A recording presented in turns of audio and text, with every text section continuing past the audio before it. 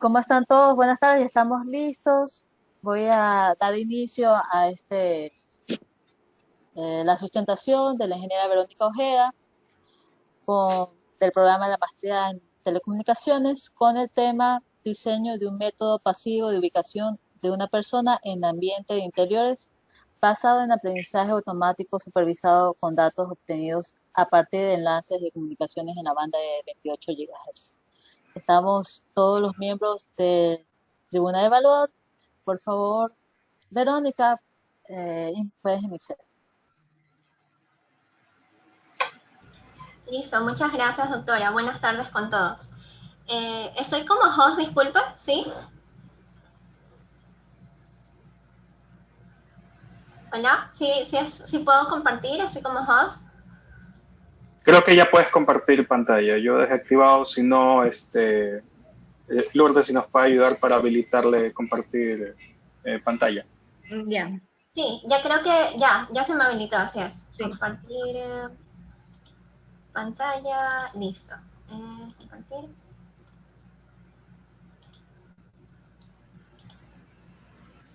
Listo, sí, me informan si pueden ver lo que está en pantalla presentándose, ¿sí?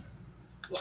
Listo, como les decía, muy buenas tardes con todos. El día de hoy voy a dar paso a la presentación de mi proyecto de titulación que tiene como tema diseño de un método pasivo de ubicación de una persona en ambientes de interiores basado en aprendizaje automático con datos obtenidos a partir de enlaces de comunicaciones en la banda de 28 GHz.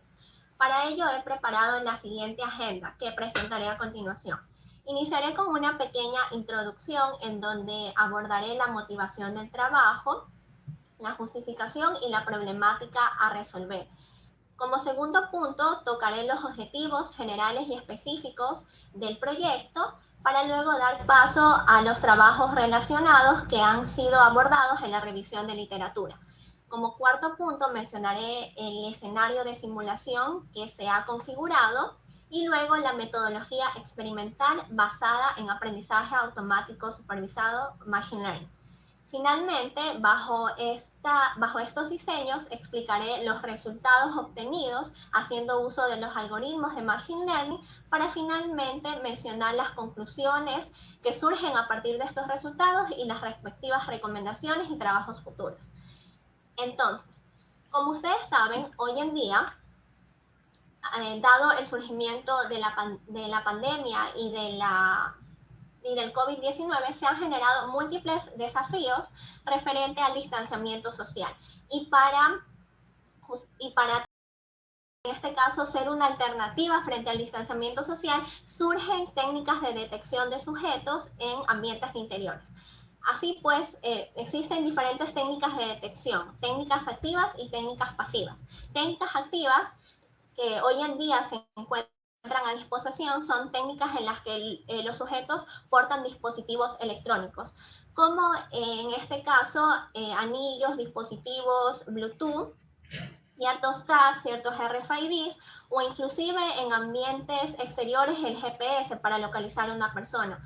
Pero ¿qué pasa muchas veces con estas técnicas? Inclusive el video, son técnicas que en algunas veces se tornan invasivas, afectan la privacidad de las personas. Entonces, bajo esta perspectiva, propongo una técnica de detección pasiva que no vulnere la privacidad de los sujetos y que trate de estimar de manera más precisa la ubicación de una persona en un ambiente de interiores. Como trabajos futuros, se pretende incluir ya no la detección de una persona, sino más bien generar o estimar el distanciamiento entre dos personas dentro de ambientes interiores.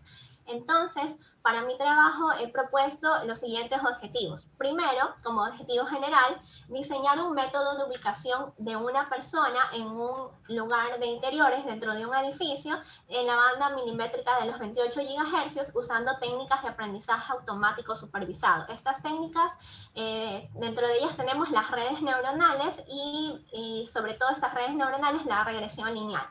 Como objetivos específicos se encuentran diseñar un sitio de simulación en un ambiente de interior incluyendo una persona con dimensiones y características eléctricas realistas. ¿Qué tipo de características? De permeabilidad y conductividad. Como otro objetivo específico se contempla la simulación del canal inalámbrico dentro de la banda milimétrica de 28 GHz utilizando la herramienta de simulación de propagación Wireless Insight de Renko. Y como último objetivo específico se presenta la determinación del método de aprendizaje automático supervisado aplicable a este tipo de problemática que genere un error de detección mínimo para la posición buscada.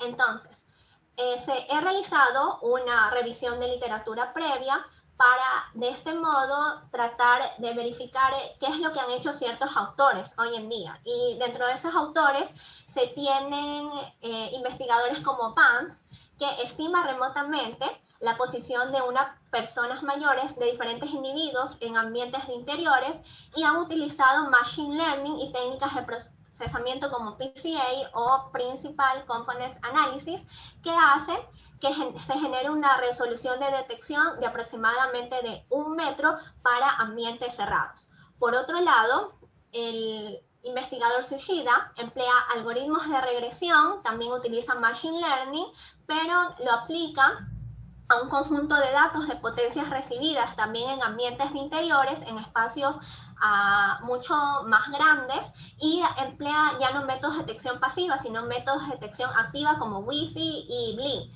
generando errores de detección relativamente bajos, pero en entornos dinámicos.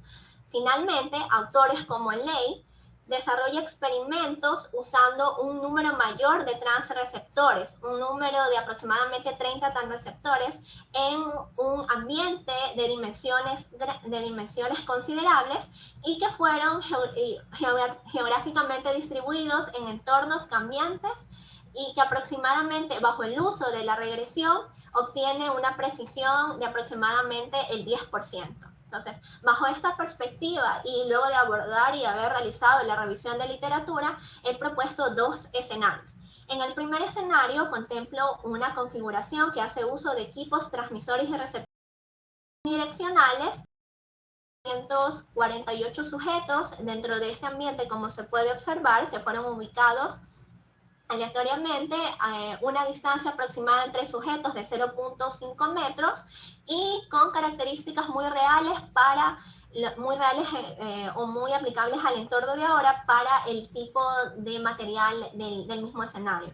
Pero ¿qué pasa en la segunda configuración? Difiere de la primera, ya que utilizamos el mismo tipo de receptores, pero un transmisor diferente, un transmisor direccional, un arreglo de antenas ULA, que normalmente gira una diferencia de 15 grados en la dirección horaria para generar así una gran cantidad de datos que luego los mencionaré. Entonces, también dentro de esa segunda configuración se colocan 248 sujetos separados igualmente 0.5 metros, pero también difiere esta configuración en que los receptores ya no están ubicados uno frente al otro, sino más bien ubico receptores en casi todas las paredes. En las paredes laterales 6 receptores en cada una y en la pared frontal al transmisor aproximadamente 7 receptores omnidireccionales también. Entonces, las principales configuraciones de estos escenarios, del escenario 1 y del escenario 2, se muestran en las siguientes tablas. Las frecuencias, el ancho de banda, el tipo específico del equipo transmisor y de receptor, las ganancias de las antenas, la ganancia de la antena omnidireccional es de 3 dBi para los receptores y para el equipo transmisor de la antena de la segunda configuración es aproximadamente 9.64 dBi. Así pues, bajo estos escenarios se contemplan o se generan los datos de las simulaciones de Ray Tracing. Entonces, ¿qué hace el programa? El programa lo que hace es que por cada iteración, por cada corrida, se va generando una posición del sujeto, datos en columnas de las potencias recibidas por cada sujeto, de modo que se tengan tablas con gran número de datos. Entonces, estas simulaciones, al generar mucha data, deben ser automatizadas, es decir, utilizar MATLAB y Wireless Insight para que demore el tiempo, para que en este caso disminuya el tiempo de procesamiento. Entonces, luego de haber generado estos datos, damos paso a la metodología experimental del primer escenario. En este primer escenario, como ya lo mencioné, tenemos tan solo equipos omnidireccionales que generan un dataset con 21 columnas de posiciones de las coordenadas X y Y de los sujetos, y en las columnas tendríamos las identificaciones de los sujetos. Entonces, con este dataset de dimensiones ya mencionadas, daría paso a la preparación de los datos en la segunda parte. Entonces, ¿a qué me refiero con preparación de los datos? Me refiero a, en este caso, formar dos subconjuntos de datos. El primer subconjunto de datos se denomina el conjunto de datos de entrenamiento. Aproximadamente el 70% de estos datos para la primera configuración. Entonces tomo el 70%, aproximadamente 174 valores de potencias recibidas, y otro 30% lo divido para generar el conjunto de datos. Luego de haber formado estos datos, lo que hago es seleccionar el algoritmo de aprendizaje supervisado. Aquí aplico Machine Learning. Para ello, me fundamento en los objetivos trazados al inicio, es decir, para poder detectar la posición de una persona en un ambiente de interior, la posición X y Y, dado el problema mencionado, se torna en un problema de regresión lineal. Entonces, voy a configurar mi algoritmo de modo que tendría los 19 valores de potencias recibidas de los sujetos para tener como salidas las coordenadas X y Y en la posición buscada de la persona dentro de ese ambiente de interiores. Con esa selección del algoritmo de aprendizaje supervisado, voy a seleccionar la red neuronal que más se aplique al problema. Entonces, esas redes neuronales son las redes neuronales que están predefinidas por el toolbox NNSTART de la herramienta de simulación de MATLAB. Entonces, ¿cuál es la arquitectura que contempla esa red neuronal? Esa red neuronal tiene definidas entradas, capa oculta y una capa de salida. En la capa de entrada, en el input layer, tendría, para este caso, para mi problema, yo he definido 19 entradas, que son los 19 valores de potencias recibidas en los receptores, y dentro de la capa oculta, dadas pruebas y errores, luego de haber hecho muchas simulaciones y entrenamientos, he considerado que el número de neuronas que da mejores resultados es un número de neuronas igual a 10. Y finalmente, en mi salida he definido dos valores, en este caso la exposición X y Y de los sujetos a buscarse. Entonces, así pues, estas redes neuronales con las que cuenta el Toolbox son redes neuronales típicas que definen problemas de clasificación, para lo cual muchas veces utilizan una función de activación denominada sigmoide. Pero para mi aplicación, para nuestra aplicación definida dentro del caso y que define la problemática, esta red neuronal va a resolver un problema de regresión lineal, cuya función de activación es nada más que una ecuación lineal. Entonces, estas redes neuronales que están predefinidas por el algoritmo y las que más se orientan al problema son los algoritmos de entrenamiento Bayesian Regularization y Lebesgue-Merkle. El primer algoritmo de entrenamiento, el algoritmo de Bayesian, es una red neuronal que tiene como ventaja tener un mejor accuracy, una mejor resolución empleando pocos ejemplos. Y como desventaja, tiene un alto coste computacional, es decir, un mayor tiempo de entrenamiento. Por otro lado, su contraparte, el algoritmo de entrenamiento Lebesgue-Merkle, tiene un bajo coste computacional, es muy robusto también para aplicaciones de aproximación, pero tiene como desventaja que requiere un mayor número de ejemplos de datos, de valores, para poder ser entrenado. Entonces, bajo esta perspectiva, se entrenan los dos algoritmos, definiendo así y ya colocando sus entradas dentro de la arquitectura, los 19 valores de potencias recibidos más las posiciones X y Y de los sujetos, ingresan a la red neuronal y se definen luego, en este caso, el set de validación. Entonces, ahora se van a entrenar los algoritmos, luego de entrenar los algoritmos van a ser validados. ¿Y con quién van a ser validados? Con los valores de potencias recibidas, para que la red, en este caso, me arroje los valores los valores predichos, en este caso los valores de las posiciones X y Y son los que me dan estos algoritmos. Entonces, estos valores predecidos van a ser comparados con las posiciones reales de los sujetos a través del error cuadrático medio. Entonces, comparo estos dos valores para determinar el mejor accuracy, la mejor resolución, el método que más se adecue a mi problema. Entonces, puedo decir que luego de haber realizado los entrenamientos con ambas redes neuronales, con estos algoritmos de regresión lineal, en una primera fase se obtuvieron los siguientes resultados. Para el primer algoritmo, Bayesian Regularization, se obtuvieron errores para la coordenada en X, obtuve un error del 24.35% y para la coordenada Y un error del 18.9%, mientras que su contraparte arrojó errores de detección de 37.7% y de 38.5% para la coordenada X y Y respectivamente. Por lo tanto, comparando estos dos resultados, podemos decir que el que tiene un mejor accuracy y una mejor resolución es el algoritmo Bayesian Regularization. Y frente a estos resultados que ustedes observan, dado a que busqué obtener una mejor resolución, planteé un segundo escenario, segundos experimentos basados un poco en la metodología inicial. Entonces, en mi segundo escenario, yo utilizo un esquema, una configuración muy similar, también coloco los sujetos, la misma cantidad de sujetos, pero varío el equipo transmisor, utilizo un arreglo de antenas. Ahora bien, al utilizar ese arreglo de antenas y en este caso varié la posición de los ángulos de la misma, genero 11 tablas con los datos en las columnas de las potencias recibidas y de las posiciones y en sus filas la información de los sujetos. Entonces, creo el dataset con 11 tablas para luego preparar los datos. Nuevamente defino los dos subconjuntos que considera el 70% de estos datos de las 11 tablas y luego el 30% de los datos tomados de este dataset de estas 11 tablas de valores de potencias recibidas y de las posiciones X y Y. Entonces, en esta etapa de la preparación de los datos, luego de haber definido los dos subconjuntos, doy paso a la selección del algoritmo de aprendizaje supervisado. Ahora bien, hago una diferenciación con el primer algoritmo empleado en la primera fase. Ahora voy a emplear un algoritmo definido ya por la herramienta nuevamente de simulación que está caracterizado por la siguiente ecuación.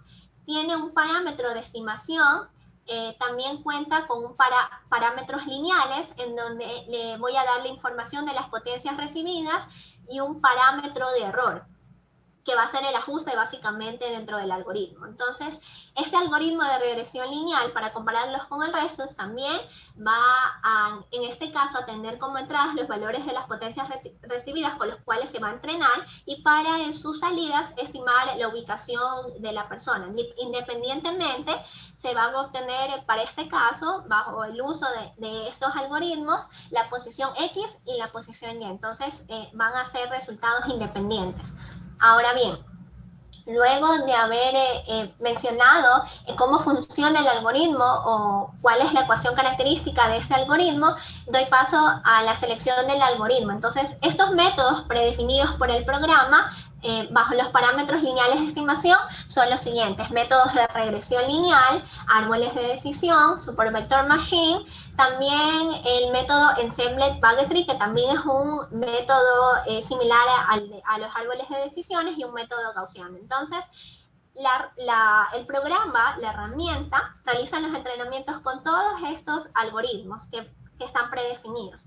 Y luego de hacer esos entrenamientos con los parámetros ya ajustados, tengo que decirle a mi herramienta, a los algoritmos con los cuales voy a probarlos, qué data voy a tomar para entrenar esos algoritmos. Entonces, nuevamente, tomando las consideraciones iniciales, entreno el 70% de los datos, es decir, le doy a la red los valores de las potencias recibidas junto con las posiciones X y Y para entrenar el algoritmo, para que el algoritmo aprenda.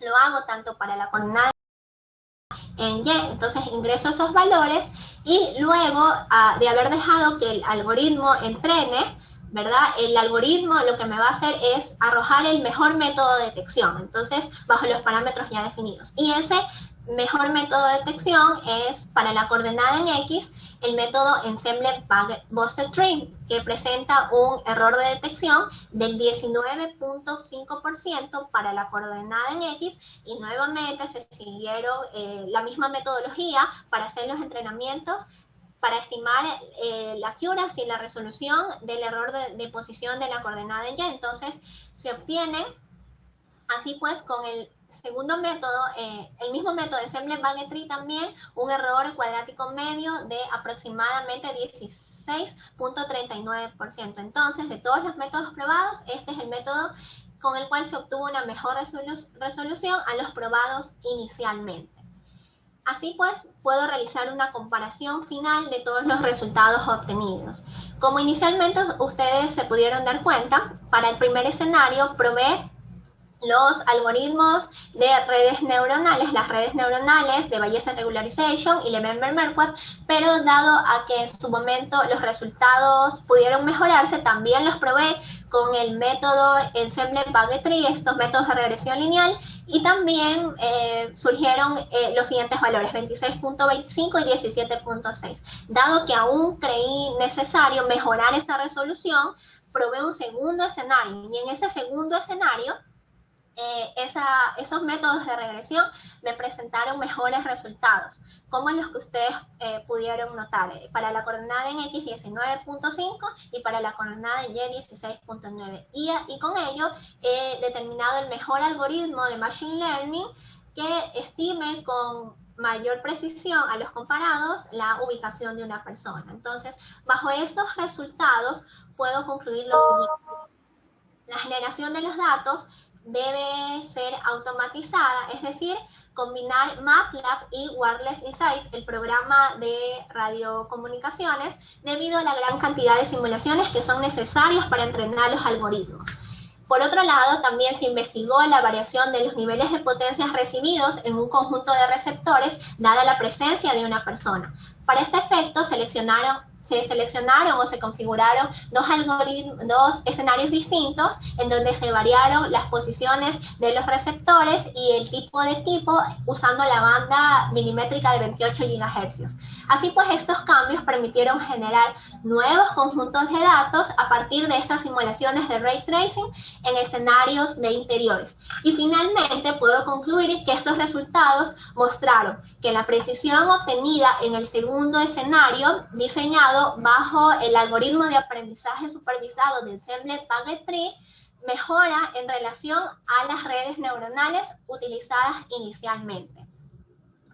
Como recomendación al trabajo realizado, a los experimentos y al proyecto que he realizado, sugiero emplear técnicas de aprendizaje automático que reduzcan ciertas características. ¿Por qué? Porque a través de esto puede en algún caso simplificarse el modelo de detección. ¿Cuáles son estas técnicas? Son las técnicas de PCA o análisis de componentes principales y también una matriz de correlación. Otra sugerencia que vendría bien tomar es aprovechar la información de los ángulos de llegada obtenido a partir de las simulaciones de ray tracing y complementarlos con los valores de las potencias recibidas para integrarse nuevamente los algoritmos de Machine Learning. Finalmente, se sugiere evaluar la resolución obtenida mediante otras simulaciones adicionales con diferentes números de transregión.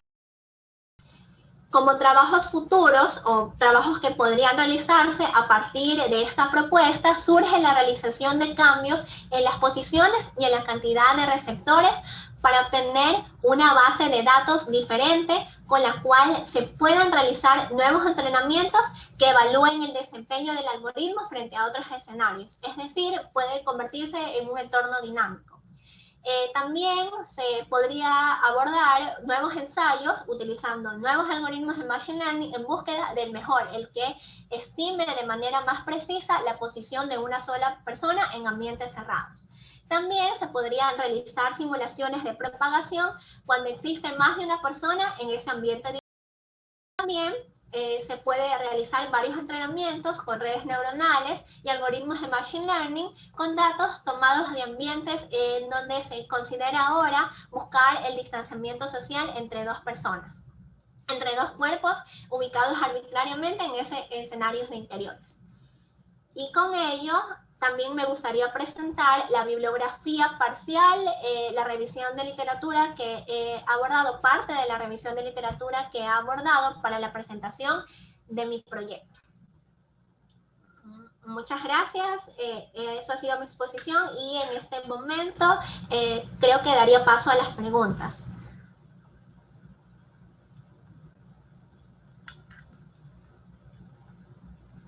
Hola.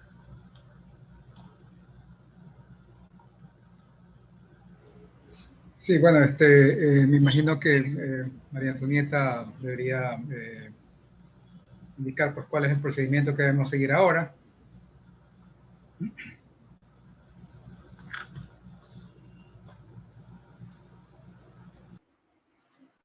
Bueno, correcto. Sí, podemos continuar con las preguntas.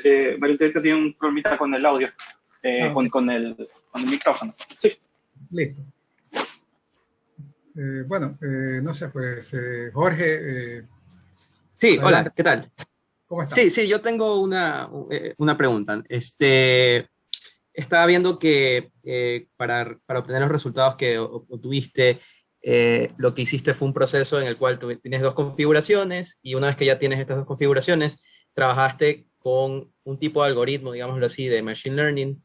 Y bueno, eso te dio ciertos resultados, cierto porcentaje de error, y de ahí también tuviste otro escenario en donde utilizaste otro algoritmo más de Machine Learning para ver si era mejor o no. Igual el mejor de los resultados que tuviste, tenías más o menos con las coordenadas, yo qué sé, aproximadamente un 18-16%, ¿verdad? De error. Una pregunta, ¿en algún momento no pensaste quizás también, y quiero que me expliques más o menos cómo fue ese proceso, quizás dependiendo, obviamente esto también depende bastante del algoritmo de Machine Learning, pero muchas veces quizás el error no se reduce porque el tipo de algoritmo a veces requiere más, digamos, más entrenamiento en el sentido de que necesita más casos. Entiendo que más o menos en lo que habías hecho la separación, 70% para pruebas, no para que aprenda, y de ahí el 30% para comparar, ¿verdad? Entonces creo que, no sé si estoy equivocado, pero tuviste más o menos como 200, más de 200, como que 170 más, no me acuerdo cuánto, pero creo que más, aproximadamente unas 200 pruebas, ¿no?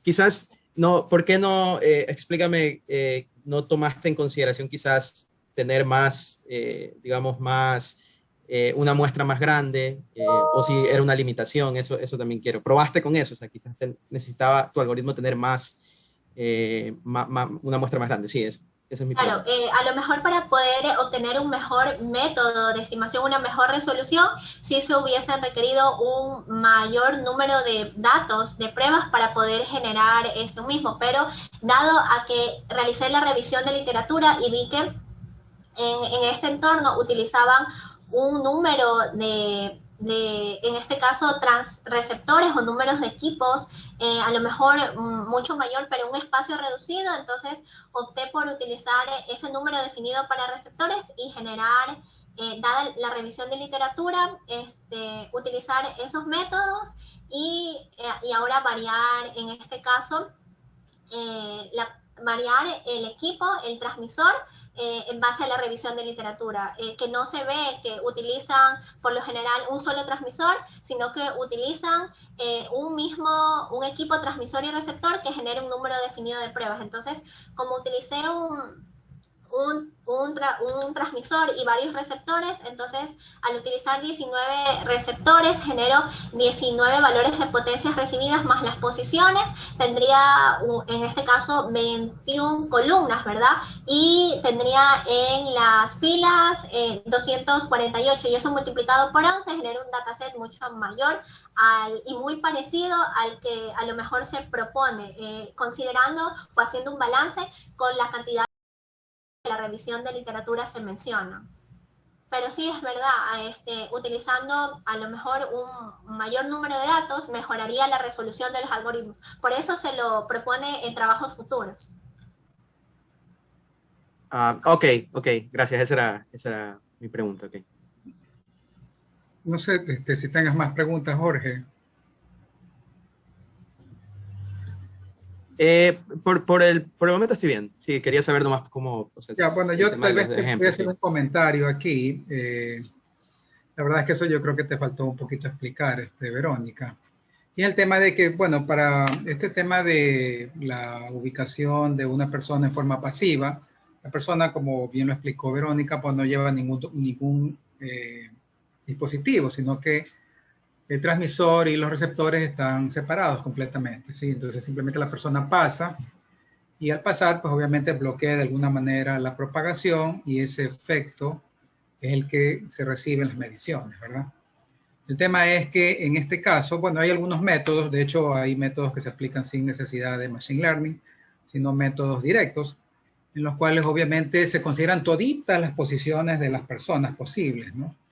Y a esos valores es que se los toma como un valor ya conocido, y lo que se hace es, tomando ese conocimiento de entrada, se ubican personas aleatoriamente, ¿sí?, en el medio, y luego pues se considera, el problema es cuál es, dada esta ubicación arbitraria, ¿sí?, cuál es, ¿verdad?, la distancia más corta a cualquiera de estos que ya conocemos, ¿verdad? Entonces es como un problema, entre comillas, un poco más sencillo, ¿verdad? Porque si tú divides el área en una cierta cantidad de cuadrículas y en cada cuadrícula pones, ¿verdad?, una posición conocida, que es el centro de la cuadrícula, y luego como que sacas allí una, digamos, una posición arbitraria de cualquier persona, el problema se reduce a simplemente ubicar a cuál cuadrícula, a cuál centro de cuadrícula está más cerca a la persona, ¿no? En este caso es un poquito diferente, si ustedes se dan cuenta.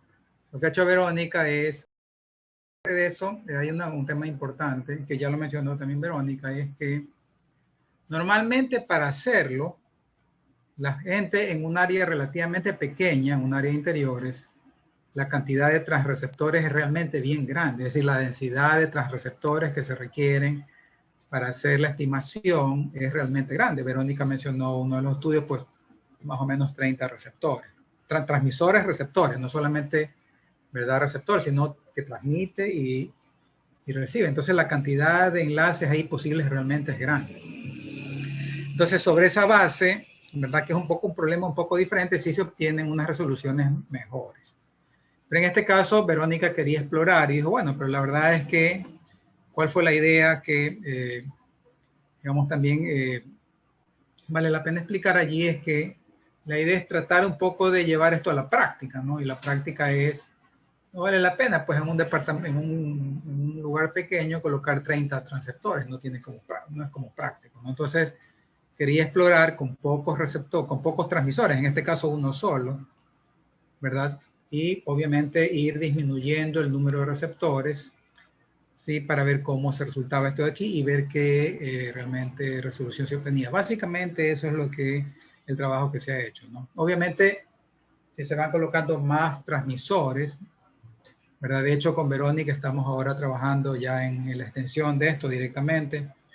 Estamos haciendo simulaciones colocando ya más transmisores, ¿verdad? Porque evidentemente pues se quiere ver con cuánto número de transmisores podemos obtener una mucho mejor resolución. Pero claro, se requieren más datos y mover ahora geográficamente los receptores para ver cuál es la mejor ubicación.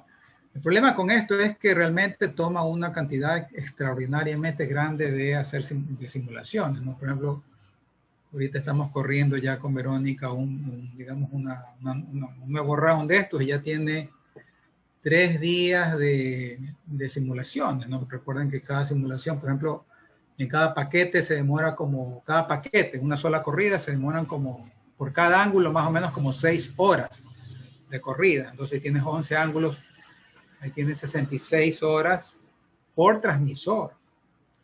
Entonces hay que recoger todos esos datos. Yo creo que tal vez ahí, Verónica, sí te pediría que nos expliques un poquito, ¿verdad? Precisamente, ¿cuál es la idea? ¿Por qué? O sea, sí, efectivamente, ¿por qué es que en otras partes tú obtienes una mejor resolución? Bueno, en realidad, te explico un poquito, por ejemplo, en los estudios que tú has visto, cuántos transreceptores normalmente usan, ¿no?, en la bibliografía. Por ejemplo, qué sé yo no sé si tú hayas visto un ejemplo, digamos un trabajo parecido, en los cuales usen uno o dos transmisores realmente, ¿no? Sí, así es, efectivamente.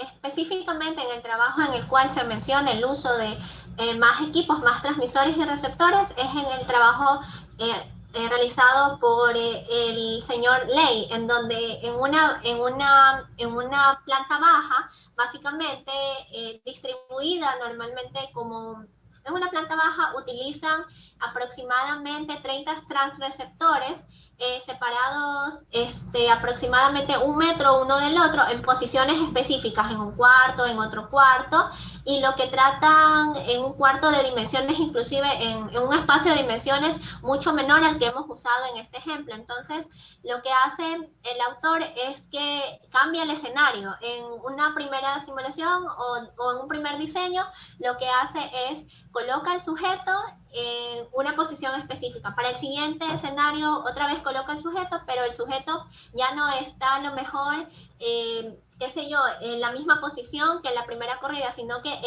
gira 180 grados, y ya para otra tercera corrida, con la misma cantidad de transreceptores, 30, ahora cambia el entorno, varía la posición de una mesa, varía la posición de una silla, y así hasta generar varias campañas de mediciones. Entonces, los errores de detección bajo estos cambios y bajo estas cantidades de transreceptores, que es mucho mayor a la que nosotros estamos probando aquí en el proyecto, es de aproximadamente del 10%, pero sí, efectivamente, sí lo hacen, y las dimensiones de ese espacio son mucho menores a las que nosotros presentamos en este trabajo. Sí, yo quería preguntarte si tú nos podrías explicar qué dificultades has tenido en el desarrollo de tu tesis, es decir, qué problemas nomás tuviste, ¿no?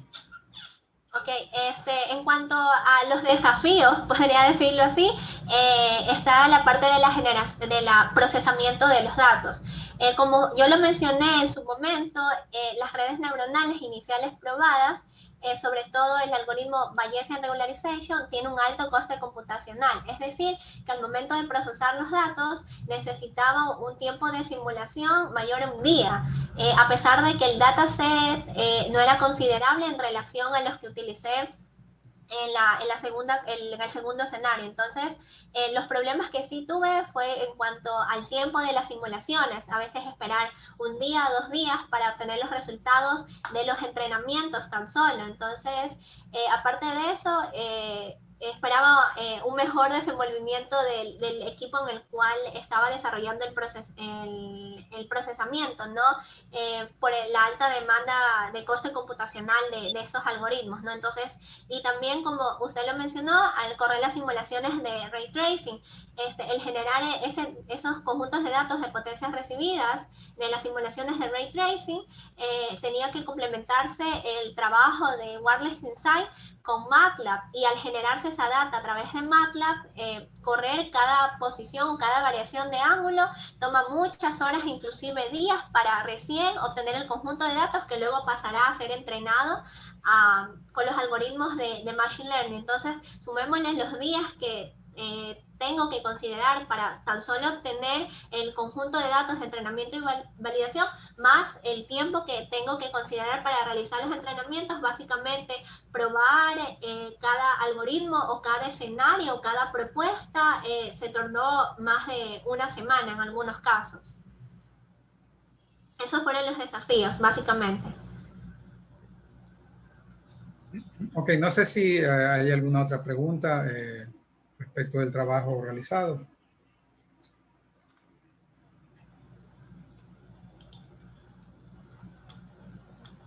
Yo por mi parte sería todo, Alfredo, ¿no? Ok, entonces podemos, Verónica, procedemos a pasarte a sala de espera para que los miembros del consejo, del comité, del comité evaluador puedan emitir su calificación, y te ingresamos de nuevo cuando ya esté todo listo. ¿Ok? Listo, no hay problema. Listo. Lourdes, por favor, si puede ubicar al estudiante, Ah, al ingeniero Ojeda en la sala de espera. ya, un momento. Listo, gracias.